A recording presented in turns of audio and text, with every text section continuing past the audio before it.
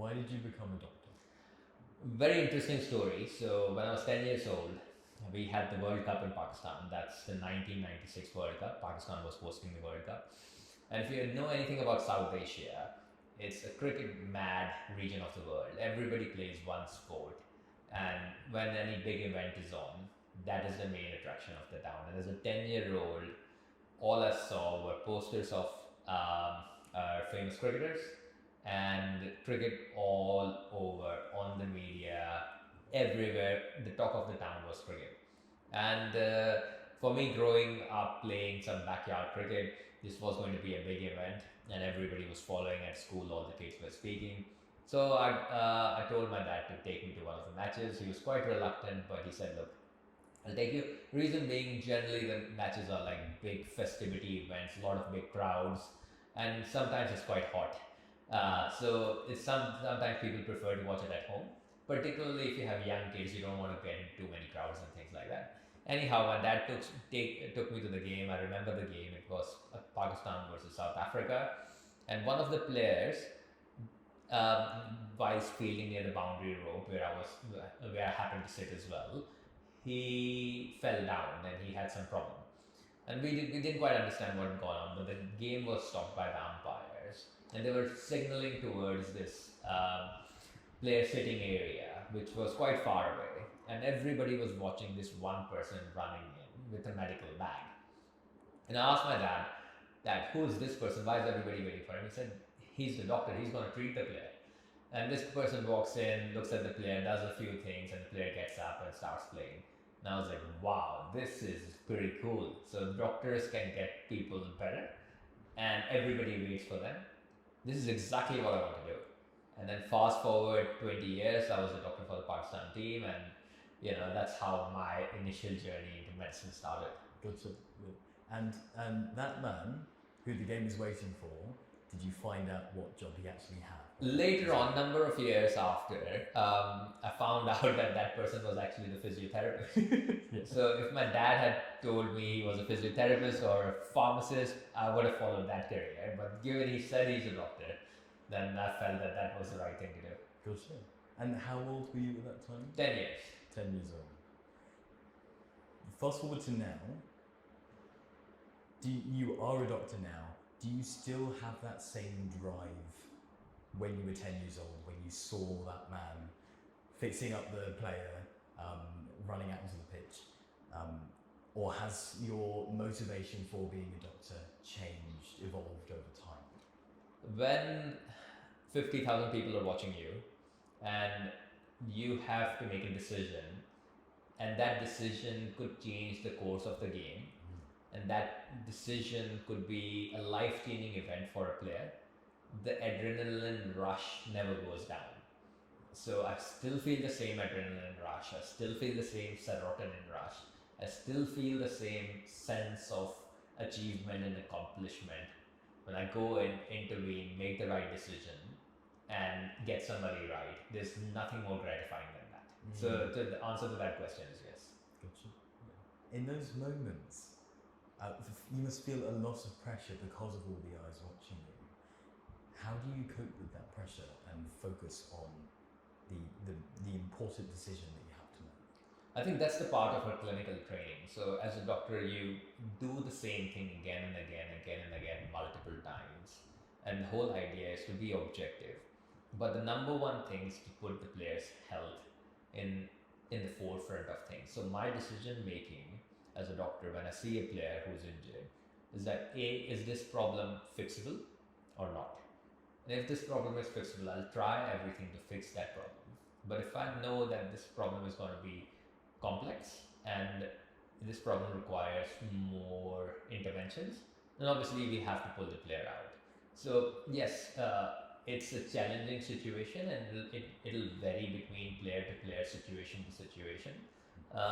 But that's what you're trained for, and that's why you do all the practice and the training to make those decisions. Not all the decisions are 100% right, but the player safety is the most important thing. Right. Yeah. So just practice. You're just drumming it in. That makes a lot of sense. Yeah. We mentioned fulfillment or something to do with that. I'm wondering, what's a specific time in your career as a doctor so far where you felt the most fulfilled? Wow, that's a great question. I have to recall a couple of moments which have really made me feel and given me a lot of gratitude. One of them was when I was a young doctor, my first year out of medical school, and there was a guy who had some kidney problems, and I was able to guide him. And he was completely lost at the hospital. He was visiting from another city. I was working in a large tertiary care hospital, and he was completely lost. He didn't know what to do. So I helped him getting admission in the ward. Spoke to my seniors. Just looked after him for a few days, and then he came to me. He said, "Doc, you've been a lifesaver for me." That really made me feel that it was worth doing the 6 years of medical school. That was one moment. The other moment was during Asia Cup 2021. Asia Cup 2022, where I had a player who had a dislocated finger, complete fracture. The bone was actually sticking out from the finger, and this was a guy who was a prime batsman. So on the field, I took him out, made sure that his finger was repaired. We put the finger back in, we stitched him up, and then got him to go back in for the country and go out and bat. We could have easily sent him to the hospital, but I made sure that I worked on him and fix him, getting him back into the game. Into the same game. Into the same game, and he went out to bat, and I felt like this is brilliant, this is good. And the player then came out and he gifted me his shirt. I actually have that shirt. Is Asif Ali, one of our top players, and he signed the shirt and he said, "Thanks for looking after me, Doc," and that sort of thing. Those are really nice moments. Yeah, that sounds very fulfilling.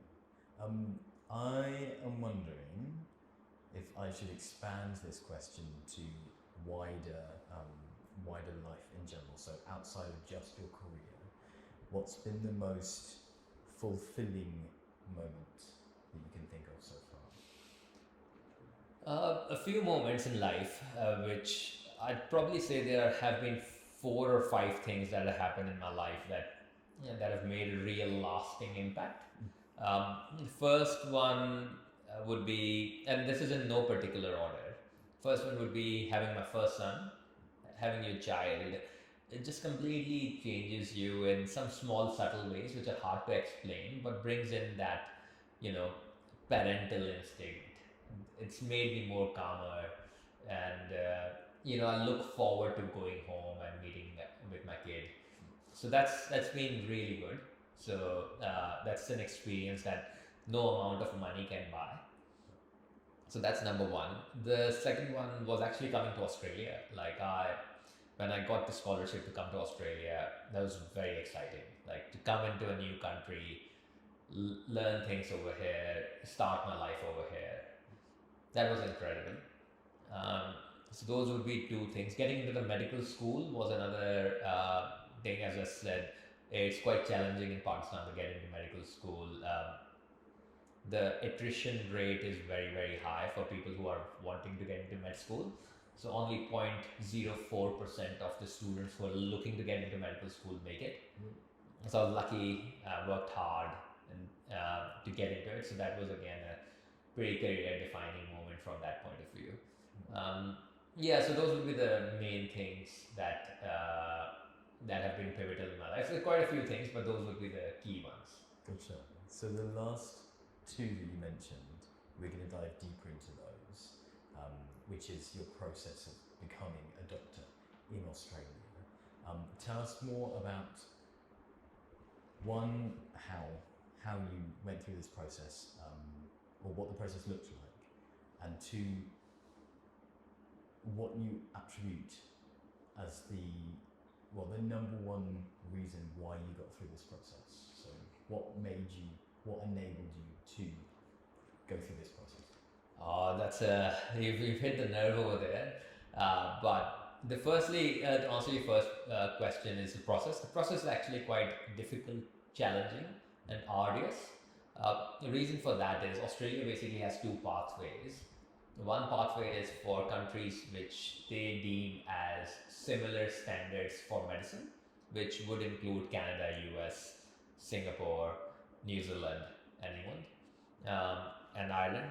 So that's so if you're a doctor over there, it's easier to come into Australia without any rigorous examination process. But if you're from any other country, you have to go through quite a bit of a challenging, convoluted process, which involves multiple exams, accreditation process, lengthy amount of time, quite a bit of money. So it's a little bit of a deterrent for some of the doctors. So it was the same for me. Also, given the fact that I didn't have much guidance when I first came to Australia, I actually found the process quite difficult. And for the first few years, I didn't even worry about it until it came to a point where one day I was sitting with a group of friends, and just random friends, and somebody asked for some medical advice, and I gave that medical advice. And then one of the guys over there just passed a floating comment. Don't listen to him. He's not a registered doctor here. Ooh. And that dropped the penny for me. And that became a real spark for me to get on the journey and get my accreditation and make sure that I have got my registration. Um, Sometimes some things people say they don't really make a lot of it, but sometimes it hits that string in you.